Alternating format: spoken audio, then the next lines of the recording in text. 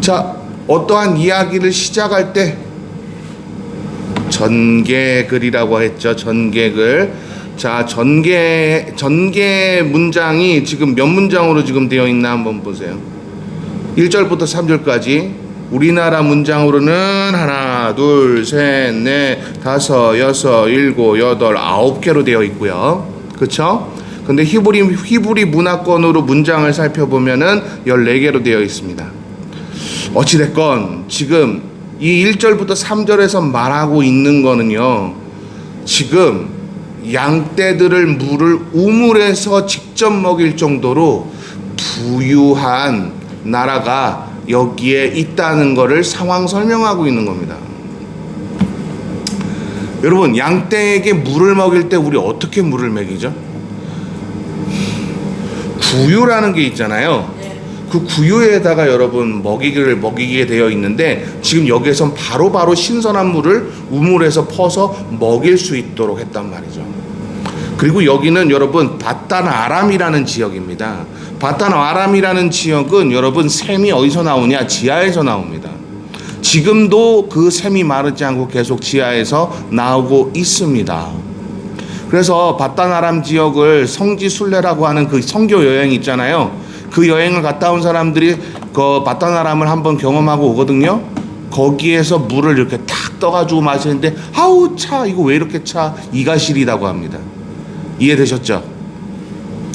그런데 여기에 그 우물을 그냥 마시게끔 하고 있는, 신선한 물을 먹일 정도로 양과, 그러니까 모든 가축들을 튼튼하게 키우고 있는 이 땅, 야곱이 그걸 본 거예요.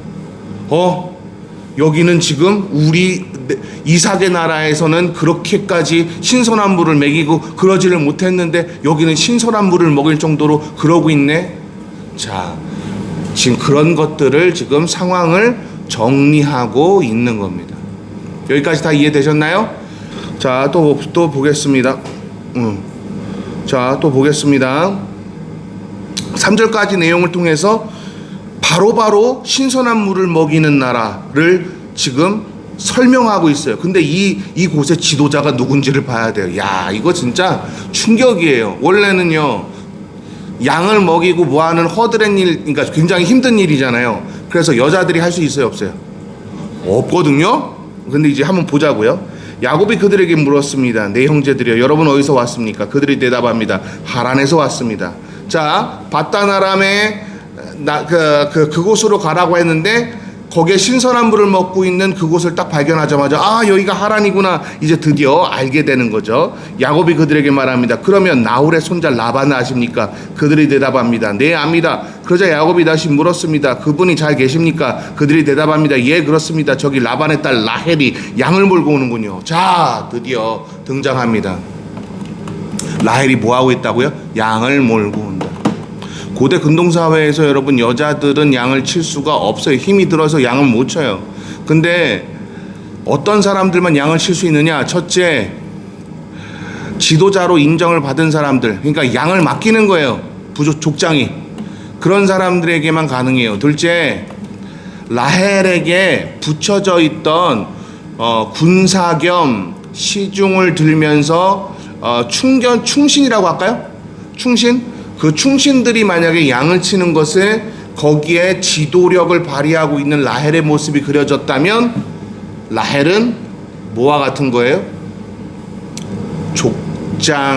족장으로 다음 족장으로 임명할 수 있는 위치에 있었던 인물이었다는 걸 우리가 알 수가 있는 겁니다. 자, 이런 걸 통해서 우리가 고고학을 통해서 이런 것들을 하나하나씩 알게 되는 거예요. 라헬이 어땠다고요? 신임을 받아서 다음 족장이 될 수 있는 상황이었다고요. 그 정도의 신임을 얻었던 여인이다. 여자가 이런 신임을 얻었다. 그러면 여러분, 라반이라는 그 사람은요, 야곱이랑 결혼을 시켰잖아요, 라헬을. 그러면 얘를 놔주면 안 되는 거예요. 이해되셨죠? 네, 오케이. 자, 그 다음 한번 보자고요. 야곱이 그러자 야곱이 다시 물었습니다. 그분은 잘 계십니까? 했고요. 7절 보세요. 야곱이 말했습니다. 그런데 아직 한낮이라 짐승들을 모일 때가 아니지 않습니까? 양들에게 물을 먹이고 가서 풀을 뜯게 해야지요. 그랬더니 뭐라고 대답하는지 봅시다. 우리는 그렇게 할 수 없습니다. 양떼가 다 모이고 우물 입구에서 돌을 치울 때까지 우리는 양들에게 물을 먹일 수가 없습니다. 왜 그럴까요? 왜 그럴까요? 워낙 모든 관리들을 라반의 나라가 다 차지하고 있으니까 신선한 물을 먹일 수 있는 그 시간은 바로 그 시간밖에 없었던 거예요. 나머지는 다 누가 차지하기 때문이에요? 라반의 나라의 사람들이 다 차지하고 있었기 때문이죠. 자, 강력한 리브가가 왜 하필이면 삼촌 라반에게 가라 했는지 이제 아시겠죠? 이런 강력한 나라가 에서의 그 강력함을 무찔러 줄 것이다. 이렇게 여기고 리브가가 보냈던 거예요. 그러니까 성경을 여러분 이해하려면 뭐가 필요하다? 따라하세요. 시대적 배경. 예, 이 배경은 고고학을 통해서 여러분 알 수 있는 사실입니다. 맞습니까? 그 다음 또 보죠. 그들이 대답합니다. 했고요. 자, 야곱이 아직 그들과 말하고 있을 때 라헬이 자기 아버지의 양들을 몰고 왔습니다. 라헬도 뭐라고요? 양치기였습니다. 앞뒤가 안 맞죠? 양치기가 여자가 될 수 있다고요? 없다고요? 없다고요. 그런데 여기서 양치기로 묘사하고 있는 그 이유는 뭐라 그랬다고요? 지도자, 다음 세대의 지도자로 낙점된 사람이었기 때문이었다는 거죠. 그래서 이제 또 어떤 사람은 또 이렇게 얘기해요. 그럼 다윗이 양을 쳤다는 건 그것과 연결을 할 수 있습니까? 여러분, 시대가 한참 후의 일이에요. 그건 시대가 아주 한참 후의 일이에요. 1000년도 더. 왕정정치 시대에는 가장 허드렛 일이 뭐였어요? 양치기였죠. 그래서 그 아들로 취급받지 않는 사람이 양을 쳤었던 거예요. 그리고 이 시기에는 가장 중요한 게 뭐예요? 위력이었단 말이에요. 내가 지금 얼마의 재력을 가지고 있는지 그런 것들을 과시하는 그런 시대였단 말이죠. 됐죠? 오케이. 충분히 고고학적 해답이 됐나요? 오케이. 다음. 야곱이 자기 어머니의 오빠 라반의 딸 라헬을 보고 또 자기 어머니의 오빠 라반의 양들을 보자마자 우물로 나아가서 우물 입구에서 돌을 치우고 자기 어머니의 오빠 라반의 양들의 물을 먹이고 있는 모습을 우리가 이 글을 통해서 봅니다. 자, 신선한 물을 바로 먹일 수 있는 나라, 어마어마한 나라죠. 그렇지 않습니까? 이때 당시에 이 팔레스타인 지역에서 신선한 물을 먹일 수 있는 나라는 어마어마한 나라라는 거 여러분 알고 계셔야 합니다. 또 보죠. 야곱은 라헬에게 입을 맞추고 소리 높여 울었습니다. 야곱은 자기가 라헬의 아버지의 친척이며 자신은 리브가의 아들임을 밝힙니다. 그러자 라헬이 달려가 아버지에게 이 사실을 알렸습니다. 자, 여기서도 다시 한번 말씀드립니다. 고고학적인 측면으로 봤을 때 가족이라는 개념 뭐였죠? 신에게 연결되어 있느냐 아니냐로 판단됐다고 분명히 말씀드렸어요. 자, 예수님께서도 누가 내 가족이냐라고 말씀하실 때 뭐라 그러셨죠? 그분의 뜻을, 자, 신의 뜻을 받드는 자가 가족이라고 명시하셨어요. 또 제자가, 어떤 제자가 그 얘기했죠? 아버지가 돌아가셨습니다. 아버지 장사를 지내고 내가 따르게 하십시오. 그랬더니 예수님께서 뭐라 그러셨죠? 그렇죠. 자, 이해가 되셨죠? 이게 신본주의 문화에서의 가족의 개념이에요. 그러니까 여러분, 예수를 잘 믿는 사람만이 온전한 가족이 될 수가 있는 거예요. 호영 목사가 그 최 목사님한테 보낸 거 제가 최 목사님 올렸잖아요. 제가 그거 캡처를 했어요. 그래서 이거를 개혁주의 학회에다가 딱 올려줬어요. 야, 니네 선배 호영 학장이 이렇게 보냈다 하고서 탁 올려주니까 애들이 그러는 거예요. 역시 우리가 선배님은 참 잘 나은 것 같아요. 지네가 낫어 막. 나 정말 너무 웃겨가지고. 그러니까 호영이 개혁주의 학회 옛날에 있을 때 참 호영이 김영고 교수나 이제 오석호 교수한테 막 이렇게 굉장히 잘하면서 거기 있는 애들한테도 참 되게 잘했었던 것 같아요. 뭐 자기가 저 이렇게 누구지 이름이 갑자기 생각 안 나네. 아무튼 걔는 이창석이었나? 아무튼 걔는 그러더라고요. 호영 학장님 제가 키웠어요. 농담삼아 그렇게 얘기하더라고요. 네. 그러니까 자랑스럽죠. 호영이라는 정말 위대한 인물을 지네가 지네 선배니까 자랑스럽죠. 그렇습니다. 자, 그다음 또 봅시다. 야곱은 했고 라반은 13절 보세요. 자기 여동생의 아들 야곱의 소식을 듣자 달려나와 야곱을 맞이합니다.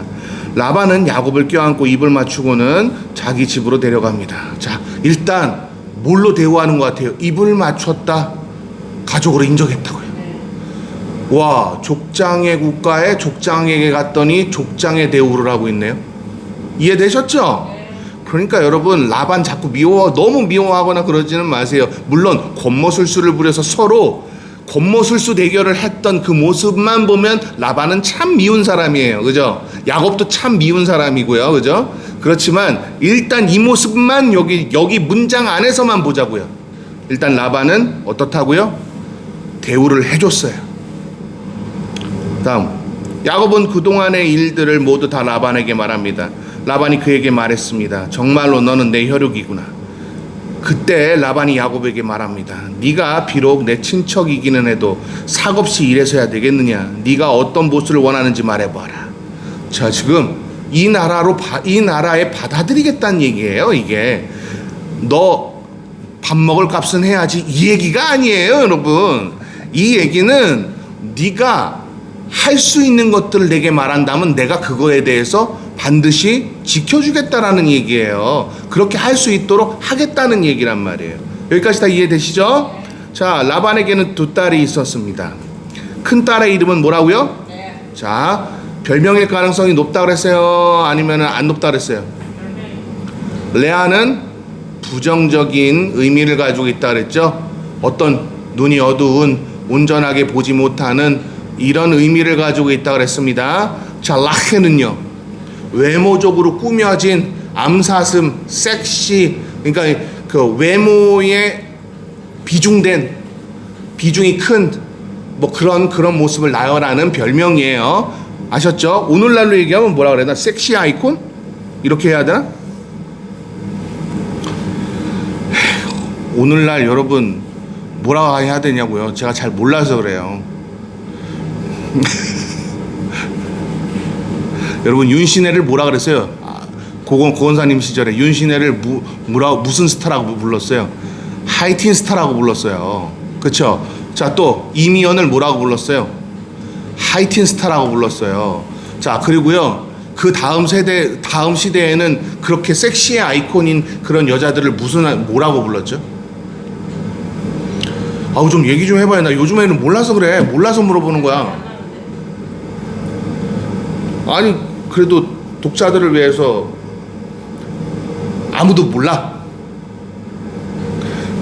참 뭐라 그래요? 요즘에는 미스코리아라고 그러진 않을 거 아니야. 대표 뭐라 그래? 가장 이쁜 사람들 여신의 아이콘 이렇게? 아무튼 자, 그런 개념이에요. 라헬이. 그러니까 야곱이 누구를 사랑할 수밖에 없겠어요. 이해되셨죠? 딱 보면 아는 내용이에요, 이게. 자, 17절. 그래서 그에 대한 보충 설명이 나오죠. 레아는 시력이 약했고, 다시 뭐라고요? 의도적으로 눈에다가 키워드를 맞춰서 설명하고 있어요.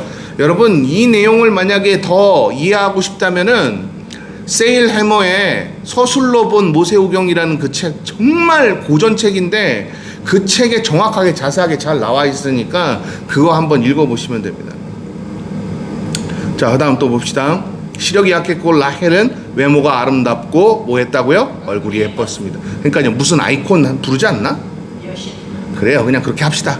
네? 자, 다음 야곱은 라헬을 사랑했습니다. 야곱이 말합니다. 자, 이건 여러분 한번 읽어보세요. 시작. 작은 딸 라헬을 주시면 제가 삼촌을 위해 7년을 일하겠습니다. 자, 아까 라반이 그랬잖아요. 너 무슨 일을 하겠느냐? 내가 너에게 보장해주겠다, 허락해주겠다. 그 얘기를 하니까 한동안 말을 안 하고 있던 야코프가 뭐라고 얘기를 해요? 라헬을 얻기 위해서 7년간 일하겠다고 선언을 한 거예요. 이해되셨나요? 그럼 라반도 뭘로 인정한 거예요? 그렇죠. 족장으로 인정해버린 사건이에요, 이게. 이해되셨어요? 그러니까 라반이 물론 나중에 권모술수 전쟁을 하잖아요. 그런 사기 수법을 써가지고 막 서로 막 그렇게 행동들을 하잖아요. 그거를 제외하고 지금 이 모습만 바라본다면 라반도 리브가의 아들이라는 그 이름 명목하에 지도자로 받아들인 거예요. 자, 라반이 말합니다. 내가 그 아이를 다른 사람에게 보여주는 것보다 내가 네게 주는 게 낫겠다. 여기서 나와 함께 지내도록 하자. 그래서 이 말이 나온 거예요. 라반이 그래서 이렇게 말한 거라고요. 그렇다면 야코프는 약속도 지켜야 됐고 라반도 약속을 지켜야 하는 거예요. 그죠? 자, 봅시다. 야곱은 라헬을 위해 7년을 일했습니다. 그렇지만 야곱이 그녀를 사랑했으므로 7년은 뭐라고요? 며칠처럼 느껴질 정도였다는 거죠. 라헬이 여러분 일단은 아까의 모습을 한번 좀 연상 한번 해보세요. 양들을 자기가 관리하고 있는 마치 권력을 자기가 가지고 있는 듯한 모습으로 처음에 등장하잖아요. 그죠? 그렇게 등장한 라헬. 근데 그것을 사랑하는 야코프. 단순하게 야코프가 어땠기 때문에 그녀를 사랑했을까? 외모가 아름다워서 그냥 단순하게 사랑했을까? 글쎄요. 이렇게 여러분 outside information을 이해하게끔 그렇죠. 번외 정보를 이해하게끔 추측하게 만드는 구절이에요. 이런 구절들을 성경 해석학적인 구절에서는 요 내용, 요 단락을 뭐라고 얘기할까요? 번외 단락이라고 합니다. 사실 내용에 정확하게 이 내용이 여기에서 필요한 내용이 아니에요. 필요한 내용이 아님에도 불구하고 여기다가 삽입시켰다라는 것은 번외 정보를 좀 너희들한테 이해시키겠다라는 내용이라고요. 이해되셨나요? 네. 자, 그럼 이제 결혼 이야기 좀 잠깐 한번 해봅시다. 여러분, 우리나라도 고려시대 때는 여자의 권력이 엄청 셌거든요. 그래서 남자가 결혼하면은요 5년간 혹은 많으면 7년간 여자 집에서 살았었어야 돼요. 그래서 여러분 그걸 뭐라고 불렀냐면 대릴이라고 불렀어요. 대릴. 그래서 대릴 사위라는 말이 등장한 거예요. 아세요? 자, 근데 이 사상이 언제 무너지죠? 조선시대에 들어오면서 성리학의 발달로 인해서 여자들의 권위가 땅에 떨어져요. 이 성리학을 중심으로 명나라 같은 경우는 어떤 일을 벌였는지 아세요? 여러분 진짜 잔인해요. 아이가 태어나잖아요. 여자아이가 태어나잖아요. 그러면 조그만한 신반을 신겨버려요. 발이 크지 못하게 만든다고요. 그래서 어떻게 할까요? 도망가지 못하게 만들어요. 자, 성리학의 발달이 바로 여자들의 그 모든 권력들을 다 빼앗아 버렸단 말이에요. 그러니까 여러분 조선시대가 그랬단 말이죠. 그래서 조선시대에 우리가 매몰돼 가지고 조선시대 사고로 성경을 이해하면 굉장히 위험해요. 자, 이제 그럼 다시 한번 고고학적인 측면으로 역사적인 측면으로 이때 당시에 여인들의 모습을 한번 좀 살펴볼게요. 남자의 권력보다 여인들의 권력이 훨씬 세던 시기예요. 언제부터 언제까지가 그랬냐고 하면 연구해 보면 BC 21세기부터 BC 11세기까지 여자의 파워는 상상도 할 수 없었어요. 진짜 상상도 할 수 없었어요. 그 증거가 뭔지 아십니까? 지금도 이스라엘 결혼하잖아요. 그러면 결혼하기 전에 어떻게 하게 해요? 7일 동안 여자 집에 가서 살아야 돼요. 7일 동안 여자 집에 가가지고서 어떻게 해야 될까요? 여자의 마음을 사로잡아야 돼요. 그럼 어떻게 하겠어요? 말도 안 되는 약속들도 막 하고, 그죠? 그렇지 않을까요? 말도 안 되는 약속들도 막 하고 막 못하고 막 그러지 않을까요? 그렇죠? 이해되시죠? 그런데 여러분 아까도 제가 말씀드렸잖아요. BC 21세기부터 11세기까지가 여자의 파워가 엄청 셌다고. 라헬을 위해서 7년간 일하겠습니다. 이 개념이 바로 그 개념이에요. 그 개념이라고요. 여자의 파워가 셌어요. 여자의 파워가 엄청 셌다고요. 그 여인을 얻기 위해서 내가 정말 당신들에게 어떤 삶을 살겠다는 거야. 7년 동안 쥐죽은 듯이 종속되고 살겠다는 얘기예요. 종으로서 당신을 종주로 맞이하겠다는 얘기예요. 여러분, 이 이야기는 라헬이 뭐라는 얘기죠? 종주라는 얘기예요. 대단한 거예요. 여자의 파워가 이렇게 셌었는데 여러분 왜 자꾸 여자에 대해서 자꾸 엉뚱하게 얘기합니까? 뭐 때문에 그래요? 조선시대와 명나라 시대를 여러분 조선시대와 명나라 시대를 자꾸 우리가 우리의 개념 속에다 이 머릿속에다 딱 박아놓고서는 해설을 하기 때문이에요. 이해되셨나요? 참고로 여러분 중국이라는 나라가 혹시 중국이라는 나라가 자기 자신들을 부를 때 한 자리로 불렀던 거 아세요? 그리고 왜 그 오랑캐라고 여기는 그러니까 자기네보다 비하하는 사람 나라는 두 글자 이상으로 그렸던 거 아세요? 아 모르셨죠? 봅시다. 명나라, 한나라, 당나라, 수나라, 진나라. 어때요? 다 이름이 뭐예요? 하나죠. 진. 그렇죠? 자, 근데 보세요. 걔네들이 우습게 여기는 오랑캐들. 우리나라를 뭐라고 불렀죠? 고구려를 고구려라고 부르지 않았죠? 뭐라고 불렀어요? 여러분 지금 우리가 한국이라는 말을 쓰면 안 된다고 김종현 교수가 얘기를 해요. 무슨 얘기인지 아세요? 한국이라는 말을 쓰면 안 된다고 가르친다고요. 대자, 대한이라는 나라를 대한이라고 써야 된다고 얘기를 해요. 한국이라는 거는 비하하는 말이었대요. 중국에서. 뭐 그건 둘째치고 거란, 여진, 돌궐. 자, 몇 글자예요? 이해되셨죠? 얼마나 걔네들이 무시하고 살았는지. 자, 그래서 꼭 걔네들의 이름은 꼭 하나로 대부분 많이 했었어요. 우리나라도 이게 다 어디에서 온 거냐면 성리학에서 온 거예요. 대부분.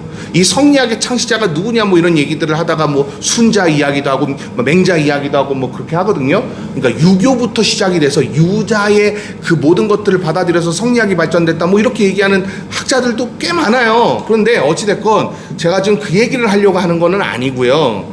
저는 뭐 고고학자지 그런 그 동아시아 그 역사학자가 아니잖아요. 그런데 제가 이 이야기를 제가 왜 하냐면 잘 생각해 보시라는 거예요. 여인을 부를 때요. 옛날에 뭐라고 불렀어요? 중국에서 수나라에선 안악이라고 불렀어요. 당나라에서도 똑같이 불렀고요. 여러분 명나라가 여인을 부를 때 뭐라고 불렀을까요? 여러분 옛날에는 계집 여자라고 부르지 않았어요? 예, 계집이라고 불렀어요. 지금 여자를 어떻게 취급하고 있는 거죠?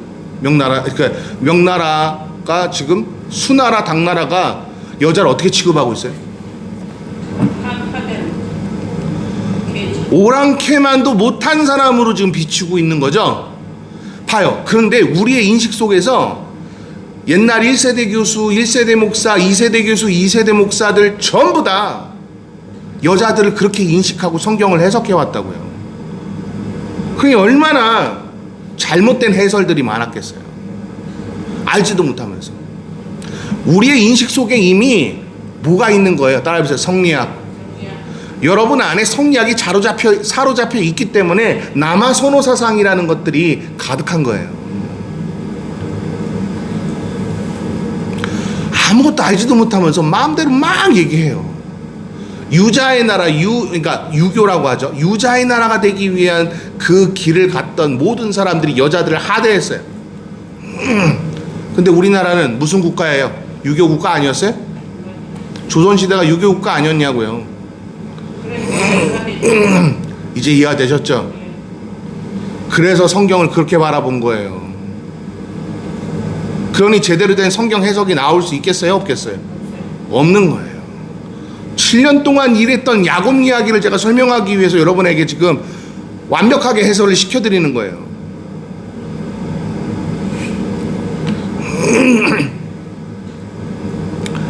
오히려 지금 라헬의 권력이 훨씬 더 세 보이는 거를 여러분한테 설명하고 있다고요. 지금 이해되셨어요? 그다음 7년이 지나자마자 야곱이 라반에게 말합니다. 제 아내를 주십시오. 기한이 됐으니 그녀와 결혼을 하겠습니다.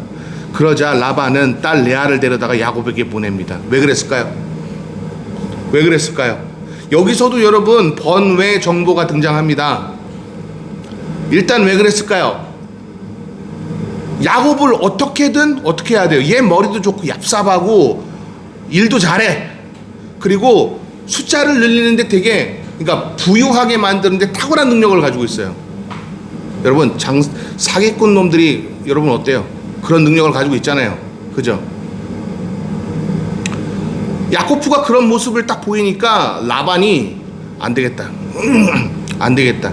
얘는 더 묵혀둬야 되겠다. 더 종속시켜야 되겠다. 근데 여러분, 그러니까 야훼의 신을 섬기는 그곳의 율법은 어땠죠? 하나님의 법은 어땠죠? 6년간 일하면 7년째에는 그냥 자유를 주는 게 아니고 그에게, 그렇죠, 분명히 그랬죠. 그걸 여러분 따가지고 대한민국 교회에서 어떻게 해요? 안식년이라는 거 줄 때 목사한테 퇴직금 정산시켜주고 뭐 1년 시기 하면서 급여 뭐 얼마씩 주고 뭘 해가지고서는 막 어마어마하게 해서 여행 떠나게 하죠. 대단합니다 진짜. 그래놓고 자기네가 정통이라고? 사이비 중에 사이비가 대한민국 교회예요. 아휴, 진짜 한심합니다 저는. 자, 레아를 보냈어요. 그러면서 봅시다. 제가 분명히 번외 정보 들어간다고 했어요. 여기서 라반은 자기 여종 실바를 딸의 종으로 딸려 보냈던 것도 번외 정보로 설명한 거예요. 왜요? 부정적인 내용들이 앞으로 등장한다라는 것을 알리는 거예요. 그래서 세이레몬은 실바의 이야기가 삽입되지 않아도 되는 이 번외 정보를 삽입시킨 것은 야곱이 앞으로 야곱의 가정에서 벌어지는 비극적인 일들을 부각시키기 위한 초점으로 설명하고 있어요. 이해되셨나요?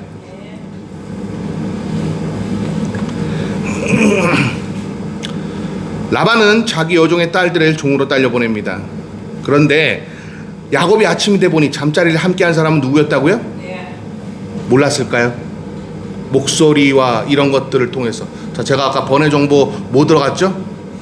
실바 들여보내는 것까지 설명했었잖아요. 여종이 거기에 같이 딸려서 보냈던 것까지 확인한 야곱이 몰랐을까요? 예, 알았을 거예요. 이런 것들에 대한 그 부분을 차치하더라도 성경 해석학적인 측면에서 이 부분을 본다면 레아가 야코프와 함께 지금 완벽하게 하나님의 나라를 일굴 수 없다라는 것을 정확하게 지금 짚고 있는 거예요. 또 탈무드 얘기하면 또 그렇죠. 탈무드 이야기는 나중에 여러분한테 또 자세하게 설명할게요. 레아가, 당신이, 야곱이 그래요. 그 탈무드에 보면 당신이 왜 나를 속였어? 왜 나와 잠자리를 함께 했어? 그랬더니 레아가 하는 말 너무 웃깁니다. 정녕 당신이 몰랐다는 말은 저는 믿지 않습니다. 당신이, 그러면서 옛날 과거 얘기를 꺼내요. 레아가 그 탈무드에는 뭐라고 얘기하냐면, 당신이 당신의 형에게 그런 못된 짓을 했던 것처럼 나의 아버지도 그 모습으로 당신에게 대했던 것 뿐입니다. 이렇게 나오거든요. 그 탈무드에서. 더 자세한 얘기는 그때 더 자세하게 해드릴게요. 아무튼 그렇습니다.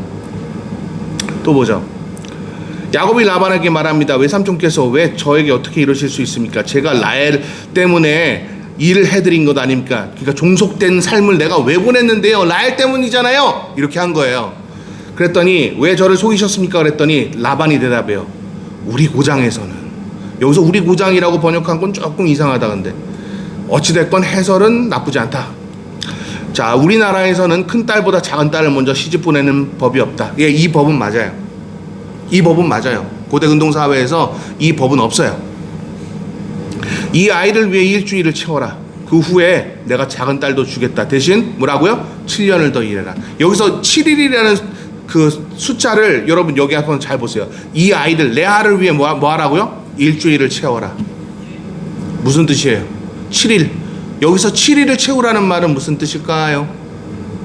레아에게 후대를 이어줄 축복을 부여하라.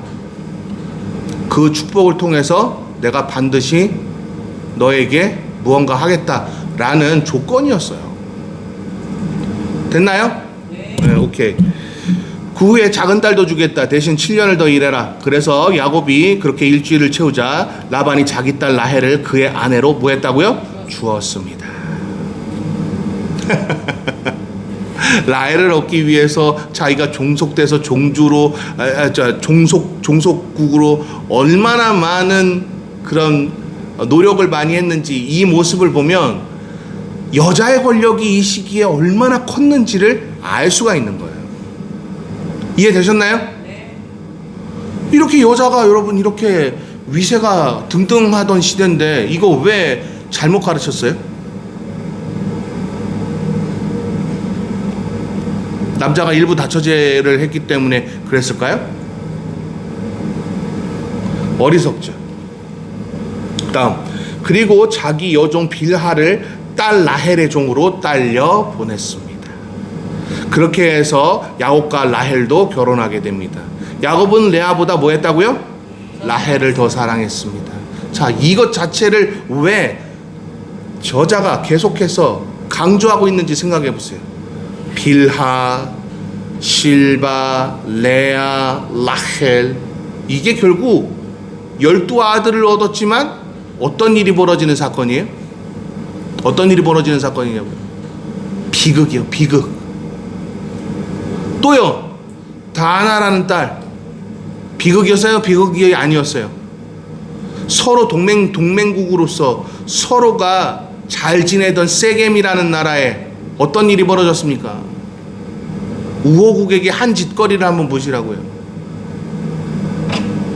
여러분, 야곱의 삶이 이렇게 하나님과 동떨어진 삶을 살았기 때문에 그는 괴로울 수밖에 없었어요. 왜요? 자신의 힘으로 인생을 살았거든요.